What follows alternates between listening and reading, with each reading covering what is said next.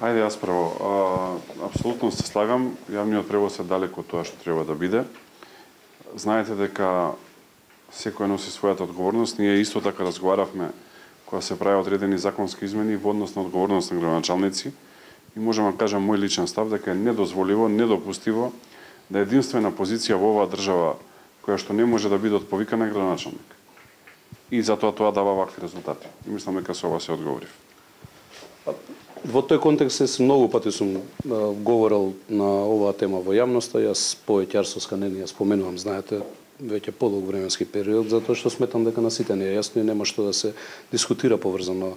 Со НЗ се работи за несериозност од страна на градот Скопје да интервенира во решавање на проблемот и можност постојано да се бара изговори, некој друг да е виновен на сметка на тоа што некој не знае да изменаџира.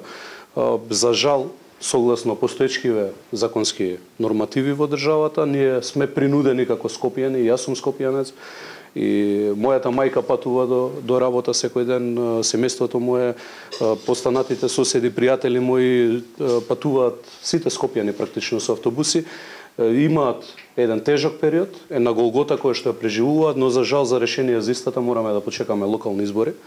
И верувам дека после локалните избори за неколку месеци од денес ќе биде за брзо време средена состојбата во градот.